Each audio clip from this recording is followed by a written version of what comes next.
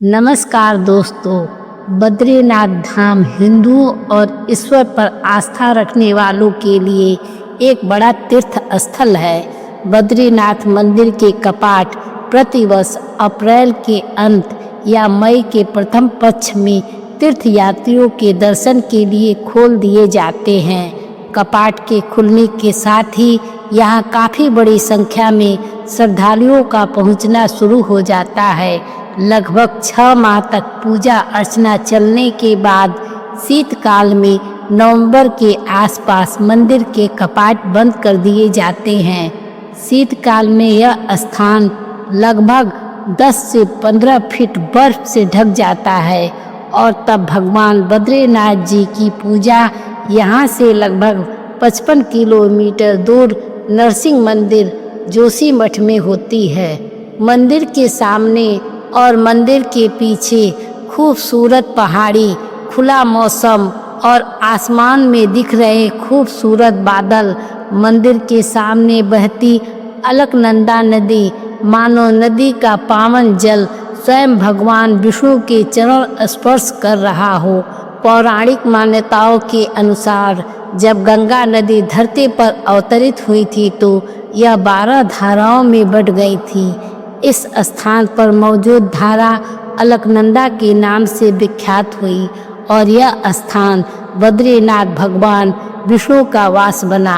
भगवान विष्णु की प्रतिमा वाले वर्तमान मंदिर के बारे में यह मान्यता है कि आदि गुरु शंकराचार्य ने 8वीं शताब्दी में इसका निर्माण कराया था। दर्शनार्थी अलकनंदा नदी पर बने ब्रिज को क्रॉस कर बद्रीनाथ मंदिर के दर्शन करते हैं। पुल के निकट ही पूजन सामग्री की कई दुकानें हैं। बद्रीनाथ मंदिर में बन तुलसी की माला, चने की कच्ची दाल, गरी का गोला और मिश्री आदि का प्रसाद चढ़ाया जाता है, जो यहाँ मंदिर के समीप पूजन सामग्री की आइए श्री बद्रीनाथ मंदिर के दर्शन करते हैं। श्री बद्रीनाथ धाम यह मंदिर उत्तराखंड राज्य के चमोली जिले में स्थित है। अलकनंदा नदी के तट पर स्थित हिंदू धर्म के 4 धामों में से एक है। यह मंदिर उत्तराखंड का एक प्रसिद्ध मंदिर है, जहां हर साल हजारों की संख्या में लोग दर्शन के लिए यहां आते हैं। आप में से अधिकतर लोग अभी तक इस रंग बिरंगे चित्रों और आकृतियों से सजे गेट को ही श्री बद्रीनाथ का मुख्य मंदिर समझते होंगे, लेकिन दोस्तों ऐसा नहीं है। यह तो सिर्फ मंदिर का द्वार है, जिसे सिंह द्वार कहा जाता है। इसके अंदर का मुख्य मंदिर कुछ इस तरीके का है, जो कुछ केदारनाथ मंदिर की तरह दिखता है। इसके साथ ही यहाँ पंच बद्रीनाथ के 5 मंदिर हैं। मुख्य मंदिर के अंदर दर्शन करने से पहले आपको श्री बद्रीनाथ भगवान की कथा को जानना आवश्यक है। साथ ही यह जानना भी जरूरी है कि आखिर क्यों बौद्ध धर्म के लोगों ने इस मंदिर से बद्रीनाथ भगवान की मूर्ति को हटा दिया था और अभी यहाँ पर क्या स्थित है। यह स्थान भगवान विष्णु की तपस्या स्थली है, लेकिन कहते हैं यह स्थान कभी भगवान शिव और माता पार्वती का निवास स्थान हुआ करता था। एक समय भगवान विष्णु को अपने ज्ञान, योग और तपस्या के लिए एक शांत जगह की तलाश थी। उसी की खोज में जब भगवान विष्णु इस जगह पर आए तो देखा कि भगवान शिव और माता पार्वती यहाँ पर पहले से ही निवास कर रहे हैं। श्री हरि को कैसे भी करके यह स्थान भगवान शिव और पार्वती से लेना था, इसलिए उन्होंने एक छोटे से बच्चे का रूप लिया और जोर जोर से रोने लगे। एक सुंदर बच्चे को रोता देख भगवान शिव पार्वती जब उस बच्चे के पास पहुँचे और उससे पूछे कि तुम्हें क्या चाहिए, तो उस बच्चे ने यह सुंदर स्थान उनसे मांग लिया। भगवान शिव और माता पार्वती यह स्थान उस बच्चे को सौंप दिए और खुद केदार की घाटी में चले गए। लेकिन दोस्तों यह स्थान एक ऐसी जगह पर स्थित है जहाँ साल के 6 महीने भयंकर ठंड पड़ती है और यह पूरी जगह बर्फ से ढक जाती है। जब भगवान विष्णु ने यहाँ पर तपस्या करना शुरू किया तो कुछ ही समय बाद वह पूरी तरह से बर्फ से ढकने लगी। यह देखकर माता लक्ष्मी ने यहाँ एक बेर के पेड़ का रूप धारण किया और भगवान विष्णु को बर्फ से ढकने से बचाया। जब श्री हरि विष्णु जी ने अपनी तपस्या पूरी कर ली तो वह लक्ष्मी जी की तपस्या से काफ़ी खुश हुए और उन्हें आशीर्वाद दिए कि आज से मुझे यहाँ पर आपके नाम से यानी बद्रीनाथ के नाम से पूजा जाएगा। आज भी यहाँ बद्री के पेड़ काफ़ी मात्रा में पाए जाते हैं, इसलिए इस स्थान को बद्री वन कहा जाता है, जिसका मतलब होता है बेरों का वन। कहते हैं पांडवों ने स्वर्ग जाने से पहले यहाँ पर अंतिम दर्शन किए थे।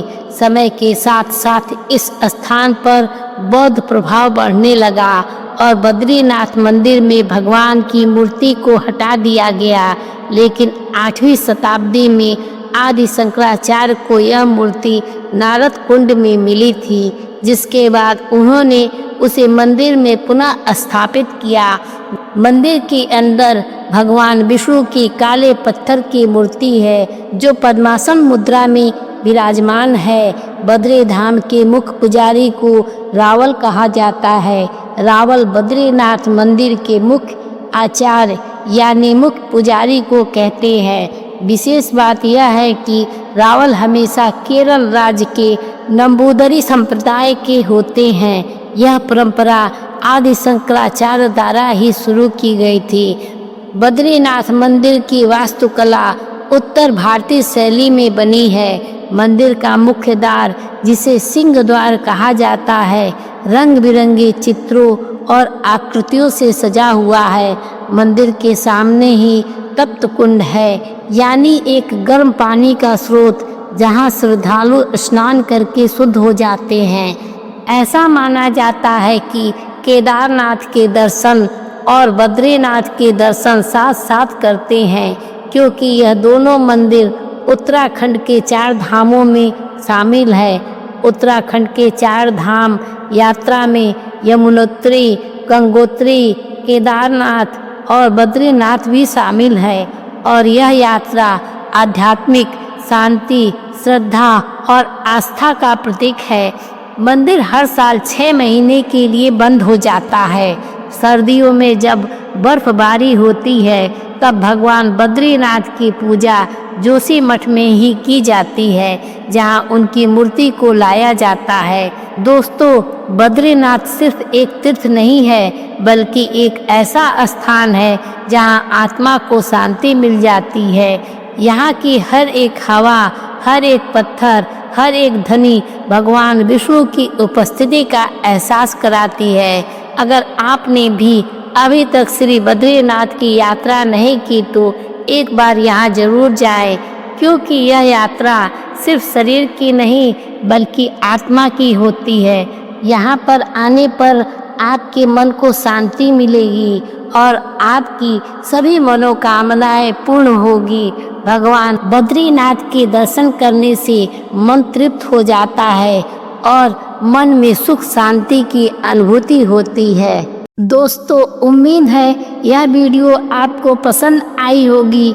याद रखें, आपकी छोटी सी मदद हमारे लिए बहुत मायने रखती है, इसलिए इस चैनल को सब्सक्राइब करके वीडियो को लाइक ज़रूर करें और अपने विचार कमेंट में ज़रूर बताएं। फिर मिलेंगे एक नए वीडियो में। वीडियो देखने के लिए धन्यवाद।